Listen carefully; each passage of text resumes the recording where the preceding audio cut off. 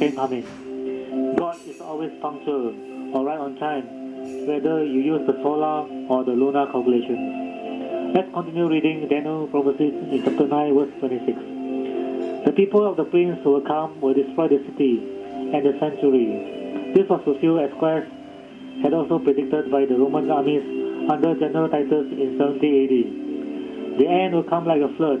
Wars will continue until the end, and thus desolations have been decreed.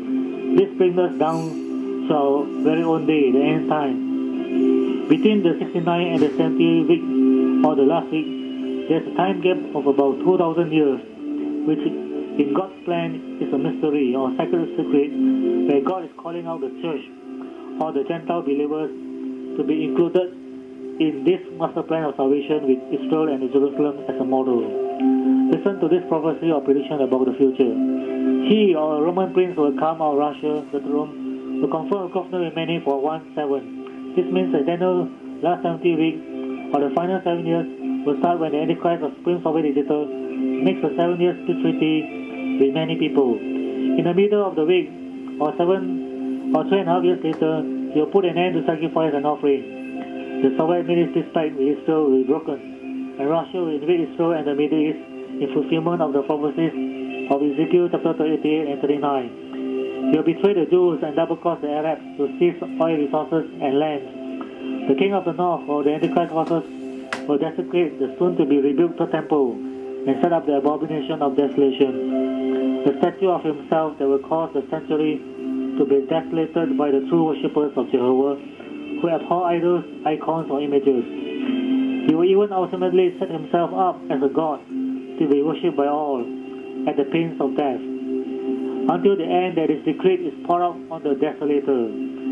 This refers to the Lord's wrath or his punishment in the last 7 bowls of plagues upon him. Read Revelation chapter 16 verse 10, where the 5th bowl of plagues shall be poured out upon the Antichrist beast and his empire, and finally his final destruction by Christ's glorious second coming to this earth to set up the kingdom of God.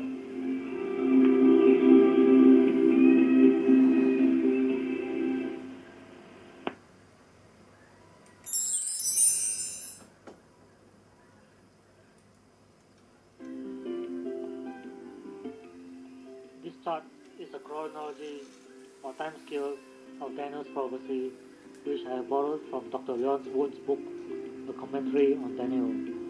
It condenses most of Daniel's prophecies and visions in the time capsule. It's very useful as a time calendar to match Daniel's prediction and its fulfillment in history and prophecy.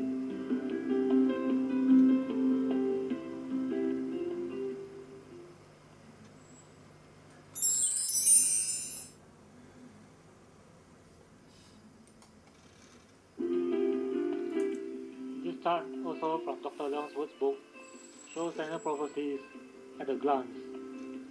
You can view all of his prophecy in a nutshell.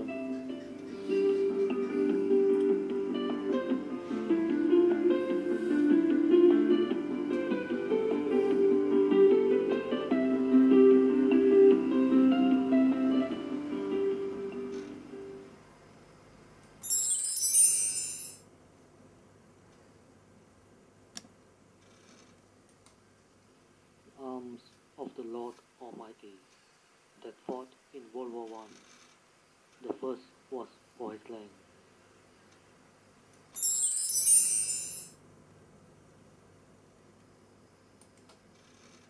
November the 2nd, 1917, the Balfour Declaration promised homeland for the Jews. The British government has announced its intention to support officially Zionist aspirations with regard to the establishment of a permanent national homeland for the Jewish people to be located in Palestine. Drafted by British Foreign Minister and former Prime Minister Arthur L. Balfour following consultation with Zionist leaders, the declaration was issued by Balfour in a special communication to the second Baron Rothschild. The basic intention of the Balfour Declaration may be judged from this most pertinent paragraph.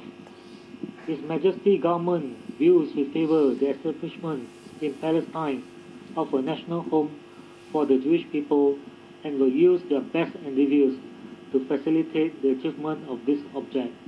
It being clearly understood that nothing shall be done which may prejudice the civil and religious rights of existing non-Jewish communities in Palestine or the rights and political status enjoyed by Jews in any other country. So the Balfour Declaration granted the deed of the Holy Land, Palestine, to the Jews even before Britain actually gained possession of it. For 7 weeks later, on December the 9th, 1917, General Sir Edmund Allenby led 7 infantry and 3 cavalry divisions on camels into the city of Jerusalem. Palestine was British after 440 years of Turkish rule and 880 years of Arab rule, a total of over 1,300 years of foreign occupation and Muslim domination. So the First World War forced the Turks of the Holy Land and the Holy City.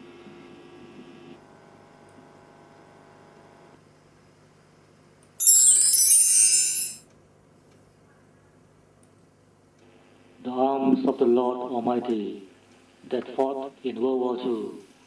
The second was for his people.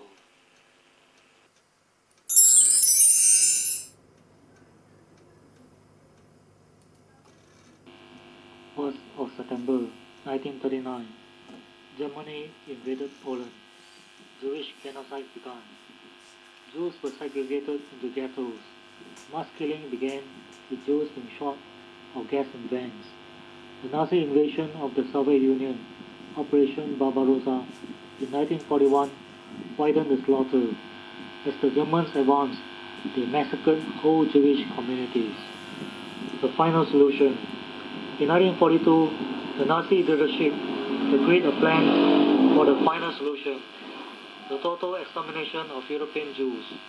As a result, Jews were brought from all over Europe to die in the gas chambers of occupied Poland. It is estimated that the Holocaust claimed the lives of 6 million Jews. Without doubt, God used Hitler's Holocaust in the Second World War to uproot and force his people who have been dispersed worldwide and settled, especially in Europe, for over 1,800 years back to their original homeland, Palestine, immediately after the war ended.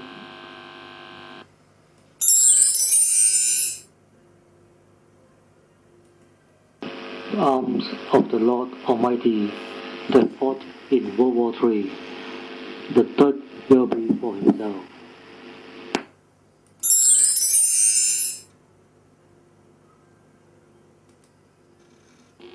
Sometime in a not too distant future, an unholy pact between the Red Beast, Soviet Russia, and Babylon, the great city in Iraq, will precipitate World War III. They will both try to control and dominate the world, the Soviets mainly by military means, the Iraqis by the vast resources of Middle East oil power to blackmail the world to submission. Both will use economic force too, but the combined reign of terror will result in Armageddon and the Third War that will be cut short by Christ's intervention in human history and destiny.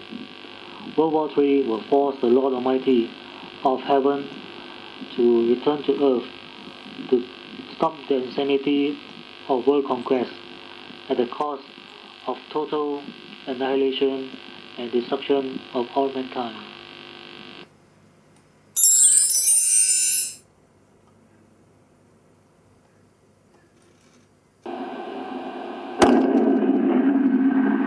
This was for my land.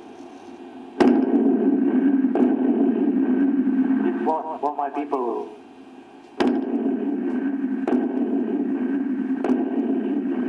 This will be for myself.